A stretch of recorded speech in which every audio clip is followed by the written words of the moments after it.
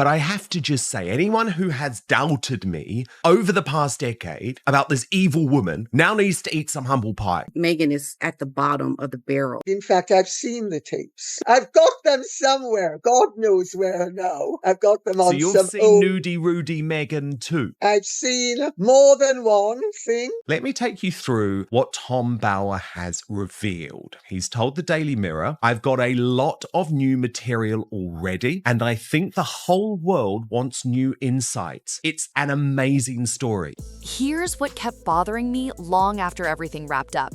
The Sussexes have faced waves of criticism from names like Piers Morgan, Samantha Markle, Valentine Lowe, and Thomas Markle Sr., yet for the most part, they chose not to respond publicly. Then, in 2022, Tom Bower released Revenge, raising tough questions about Meghan's public image and ambitions, and again, silence. Even when Endgame stirred major headlines after controversy involving unnamed senior royals, there was still no direct reaction at first. But then suddenly, everything shifted. Just days before wider circulation, a spokesperson for the Sussexes issued a sharp and unusually strong statement, calling certain narratives deranged conspiracy and melodrama. The Yacht Girl. Oh my God. Ghislaine Maxwell spoke. She said so. Virginia Roberts spoke. They both talked about Meghan Markle, but the world chose to ignore it. And even now, with these pictures out in the public domain, the press still refuses to expose Meghan Markle. At the time, many people thought the reaction was tied to the most obvious claims being discussed. That seemed like a reasonable assumption, but it didn't quite add up. Because when you actually go through the serialized excerpts published in the Times, piece by piece, something feels off.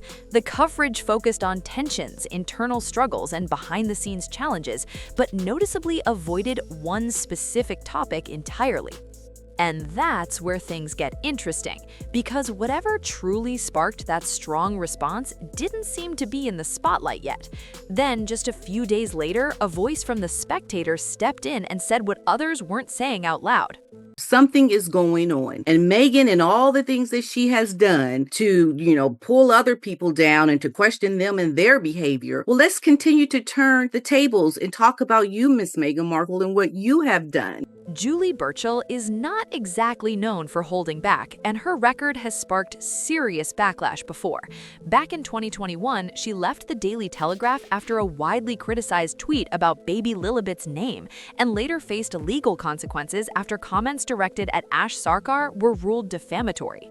By many professional standards, she's seen as highly controversial, but she still has a platform. She writes for The Spectator, a publication founded in 1828 and one of the oldest continuously running magazines in the English-speaking world.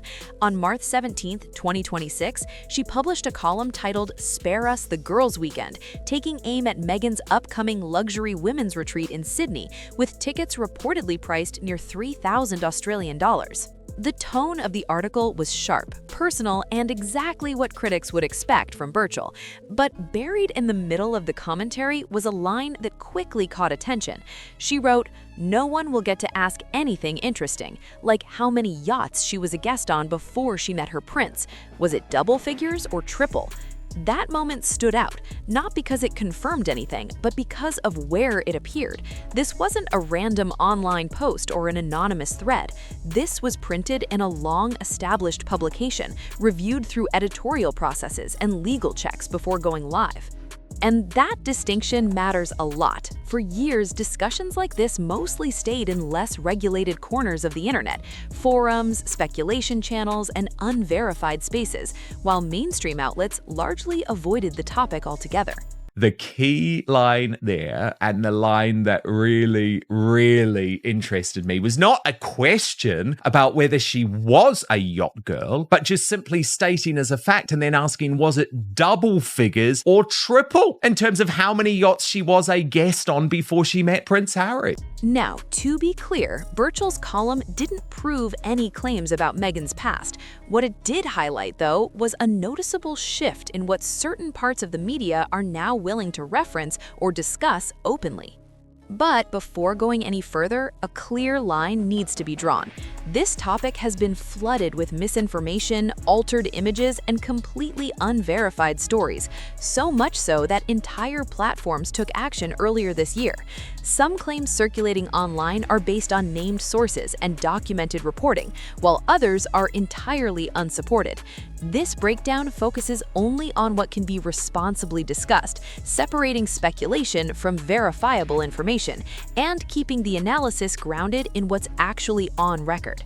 The Meghan Markle yacht girl claims simply will not go away. And you know I've spoken about this before, but until now, no one in the mainstream media has been brave enough to go there. Well, that has just changed. Marcus Anderson, the global membership director at Soho House, has long been seen as a key figure in Meghan's early social circle.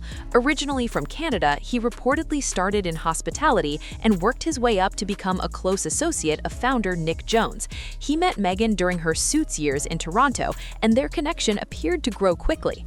Anderson was present at her royal wedding in 2018 and also attended her New York baby shower in 2019, showing just how close that relationship seemed to be. According to royal correspondent Katie Nicholl, speaking on Channel 4, Prince Harry once asked Anderson to arrange a private setting, not exactly a formal date, but an opportunity for the two to meet discreetly at Soho House. That said, Anderson wasn't the very first link between them. In his memoir, Spare, Prince Harry confirmed that Violet von Westenholz initially connected them via Instagram back in July 2016.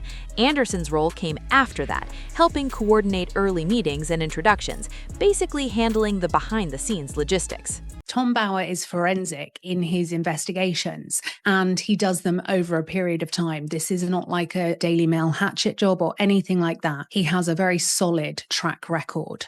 In Revenge, Tom Bower also discussed Meghan's time in Hollywood, including claims about attending high-profile industry gatherings hosted by figures like Brett Ratner. These descriptions are based on accounts presented in the book and reflect the author's perspective. The same book includes a quote attributed to a former childhood acquaintance describing Meghan as a conniving social climber who had her sights on snagging a prince. That statement represents the view of one individual source and remains a matter of personal opinion rather than verified fact. And here's where things require careful context. At the time, a major investor in Soho House was Ron Berkeley, a billionaire whose name has appeared in publicly released documents related to Jeffrey Epstein investigations. However, inclusion in such records does not by itself imply wrongdoing, and no direct connection to Meghan has been established through verified evidence. So, while these overlapping names and timelines raise questions for some observers, it's important to separate documented facts from speculation and avoid jumping to conclusions. Once a Soho House basic, always a Soho House basic bitch. Again, to be clear, this is not about any criminal accusation, but about how certain names appear in widely reported documents and headlines. No one, and I mean no one, has produced credible evidence showing that Ron Burkle had any direct relationship with Meghan Markle. That claim simply does not exist in verified reporting.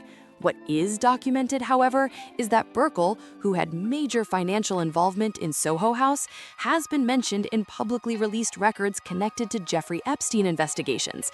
That alone doesn't prove wrongdoing, but it's enough to keep his name circulating in media discussions.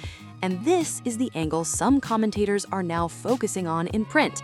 Not proof, not conclusions, but proximity and connections that raise questions for observers.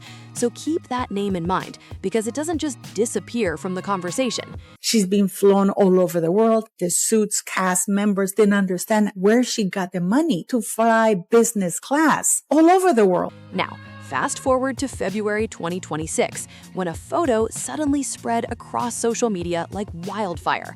7 women on a yacht, bright sunlight, relaxed smiles, a picture that looked like any luxury getaway, until it didn't.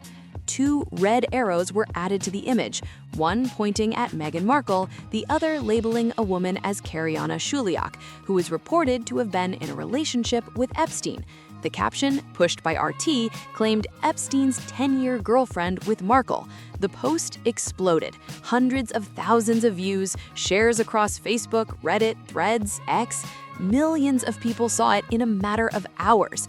But here's where things take a sharp turn. Snopes stepped in to investigate, and their findings changed everything. The photo itself was real. Meghan was indeed in it, and there were no signs of digital manipulation. But the identity of the second woman? Completely wrong. The person labeled as Shuliak was actually Flavia Vento, an Italian content creator known for her brand Chic Picnic. The original image had been posted back on August 10, 2016 by photographer Carlotta De Luca, with proper tags identifying the people present. So no, Shuliak was never on that boat. But here's the twist. Debunking that one detail doesn't erase the rest of the context, because the photo itself is still authentic. Meghan was on a yacht trip in the Mediterranean near the Balearic Islands in Spain in August 2016, just weeks before her relationship with Prince Harry became public. And the guest list matters too. Women in that photo included Misha Nano, Heather Dorak, and Benita Litt, all identified through social media at the time. Nano, in particular, is often noted for designing the shirt Meghan wore during her first public appearance connected to Harry, placing her right at the center of those early connections.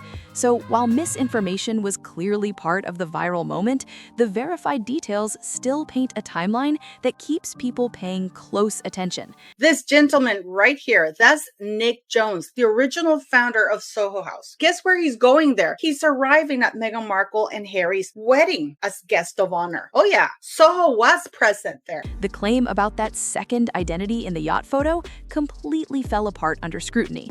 And that's exactly how it should go when something isn't accurate. But here's the part that still sticks. The confirmed elements, the yacht trip, the timing, the social circle, the people involved, those didn't disappear. They're still there, publicly documented and widely discussed, without being directly addressed in detail. Now, shift to December 2021 because something important happened that got brief coverage and then quickly faded from the spotlight. David Boies, chairman of Boies Schiller Flexner, gave an interview to the Daily Beast while representing Virginia Giuffre in her civil case against Prince Andrew. And I wonder if Prince Andrew's going to come out and say, hey, Harry, I did your wife quite a few times on yachts before you got her. During that interview with journalist Tom Sykes, Boies explained that his legal team had considered the possibility of deposing Meghan Markle, not as a defendant, but as a potential witness. And the reasoning he gave was very specific, based on legal strategy at the time. He stated that Meghan was living in the United States, meaning she could fall under jurisdiction, and that she had, at least at one point, been in overlapping social circles with Prince Andrew. He also suggested that, in theory, she could have relevant insight or heard discussions tied to that environment. He further added that she was someone his team believed could be relied upon to speak truthfully, again, part of his stated reasoning during that interview. Boies made it clear his team was only planning a limited number of depositions, reportedly between 10 and 12, meaning each consideration had to be strategic, not random. He also noted that he would not consider deposing Queen Elizabeth II, citing respect, age, and position, but Meghan was not excluded from consideration in the same way. They couldn't keep these pictures hidden because there's just too many people involved. And now they don't care about protecting Meghan Markle anymore. Now, here's the key point. This wasn't a claim made in gossip spaces or speculation threads. This was a senior attorney speaking publicly, outlining legal strategy in a high-profile civil case. And to be precise, being considered as a possible witness does not imply wrongdoing. It simply reflects a legal team evaluating who might have relevant knowledge based on known associations at the time. That distinction matters because it separates documented legal discussion from the kind of speculation that often takes over online conversations. What is she doing on the yacht? Why did David Boies want to question her? Why is she with Karina Shuliak? Why are there people in Meghan's circle, social circle, that are in the same social circle as Andrew? The timeline that followed speaks for itself, and it moved fast. On January 12, 2022, Lewis Cappan denied Prince Andrew's motion to dismiss the case brought by Virginia Giuffre, meaning the legal process was moving forward toward discovery. Depositions were expected to happen soon after. But just weeks later, on February 15, 2022, the case was settled, reportedly around £12 million. Because of that settlement, the process never reached the stage where additional witnesses, including Meghan Markle, might have been formally considered. She was coming to New York all the time. She was in New York when Andrew was in New York for an entire month in September 2013. Then, in April 2025, Giuffre sadly passed away at age 41 at her home in Western Australia. Her family stated that the long-term impact of trauma had taken a heavy toll over time. Later that year, a posthumous memoir titled Nobody's Girl was released, adding more personal context to her life story. I want to ask Meghan Markle about her yacht girl past. To me, it feels like quite a significant moment because, of course, there is so much about Meghan Markle's time on those yachts that we do not know. Now, here's where context matters. David Boies didn't make his earlier comments in isolation. As a high-profile attorney, his considerations were based on known associations and publicly available information at the time. That included awareness of elite social networks, overlapping circles, and widely reported connections between figures in those environments. However, and this is important, those considerations were part of legal due diligence, not conclusions or accusations. As for Meghan, she has not publicly responded to those specific remarks made during that 2021 interview. And this leads into a broader pattern that often gets discussed. Not necessarily the claims themselves, but how different situations are handled publicly. The Sussexes have, at times, chosen not to directly respond to certain criticisms or publications. In other instances, responses have come through representatives or statements addressing broader narratives rather than individual claims. For example, when Revenge was released, there was no direct personal rebuttal, though commentary appeared in media coverage. And following discussions around Endgame, responses were more measured and carefully worded. At the same time, statements have been issued in certain cases pushing back strongly against specific narratives, including criticism of claims described as misleading or speculative. This is Rachel Meghan Markle in 2006 at a Hamptons party where Harvey Weinstein was there. But of course, nobody was mentioning Meghan Markle because she was a nobody. So what stands out to observers isn't just what's said, but also when and how responses are made. The response strategy itself raised eyebrows, and not in a subtle way. Statements were shared with outlets like Newsweek and GB News at the same time, clearly coordinated. PR expert Renee Smith, founder of the Aliceism agency, told Daily Express that the tone of the response made it seem like something had struck a nerve.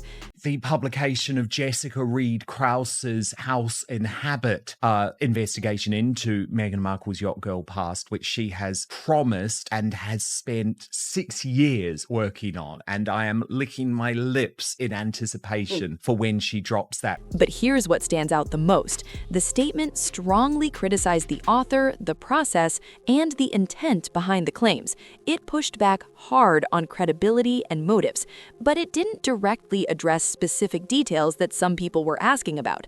It didn't go into topics like Soho House, it didn't reference individuals being discussed online, and it didn't engage with specific allegations circulating in certain corners of the internet. Now, looking at the broader picture, the Sussexes have issued clear denials on several major topics over the years. They've pushed back on claims about internal staff treatment, challenged narratives around media portrayals, and disputed interpretations of high-profile interviews. But on other topics, particularly ones that originate from unverified or speculative sources, there has often been no direct engagement, and that silence can be interpreted in different ways depending on who's watching. Some see it as a deliberate choice not to amplify unproven claims. Others view it as leaving questions unanswered. Either way, the contrast in response styles is what keeps people talking, because when a public statement focuses heavily on discrediting a source but avoids repeating or detailing certain claims, it creates a gap, and that gap becomes part of the conversation itself. The privacy laws are pretty strong here, and that's what she used as a weapon at the time. So there were quite a few things about her personal life. I'll work them into another book. Now, zoom out to the bigger timeline, because this is where everything starts to connect. In early 2022, Prince Andrew's legal situation was dominating headlines, while at the same time, large batches of documents related to Epstein were being publicly released and discussed. As media coverage intensified, conversations that had mostly stayed in smaller online spaces began appearing more frequently in mainstream commentary. By March 17th, articles in The Spectator were openly referencing questions that had rarely been printed in traditional outlets. Around the same time, broadcaster Dan Wooten discussed similar topics on his Substack platform, bringing even more visibility. And who they can control. So the idea that you could get the truth from the Sussexes is contradiction. Then, with the release of Betrayal, the wider ecosystem of discussion gained even more mainstream attention, even though the book itself focused largely on later events. And that's why the response from the Sussex camp stood out so strongly, because the conversation itself had clearly shifted into a much bigger spotlight. In my opinion, in my analysis, and my experience of decades, this kind of analysis, for me, is the real deal. If a photo such as this of Meghan Markle with Prince Andrew years ago surfaces, that will be quite a scandal. This wasn't about one single claim. It was about how the entire conversation shifted overnight. When Tom Bower's book Betrayal was serialized in The Times, published by Blink Publishing, and reviewed across major British outlets, something changed. Topics that had previously been avoided in mainstream coverage suddenly started appearing in print. But what we've seen recently is the wokest of the woke turn on Harry and Meghan. It's their own kind turning on them. That shift is what people mean when they talk about the conversation opening up. It moved from the edges into established media spaces with editorial oversight and legal review. Jack Royston from Newsweek even warned about the Streisand effect, suggesting publicly pushing back so strongly could actually drive more attention to the book. And that's exactly what seemed to happen. By March 15th, Betrayal had already climbed to #1 on Amazon before its full release. I think that's the whole issue, that they were globally, and they are globally known, but because of the way they behaved in the last 4 or 5 years, and as the price of betrayal, their reputation and their status and their fortunes are crumbling. Once that level of visibility hits mainstream platforms, it doesn't just fade away. It becomes part of a larger media cycle, backed by institutions, editors, and legal teams. Now, let's be clear. Everything discussed here is based on publicly available reporting, named sources, and documented coverage. None of us were behind closed doors, and responsible discussion means sticking to what can actually be verified. A man called Kevin Blatt. Now, he is a celebrity tape broker, ladies, where he describes a 2018 call from a woman claiming to possess a 4-year-old tape of a Meghan who is about to marry a prince. But here's why people keep watching. When a columnist in The Spectator raises certain questions, when a senior attorney publicly discusses potential witnesses in a high-profile case, and when media analysts weigh in on reputational impact, those moments stack up. And when responses focus on challenging the source without going into specific details, it keeps the conversation alive in a different way. For some, that silence is strategic. For others, it becomes part of the narrative itself. But here's the bigger picture. These discussions are only one piece of a much larger timeline, one that spans years, multiple countries, and different individuals who have tried to bring forward their perspectives.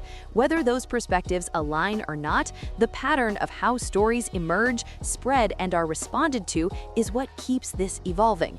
And that next layer, it's where things get even more complex. If you want to keep following how this unfolds, make sure to like, share, subscribe, drop your thoughts in the comments, and I'll catch you in the next one.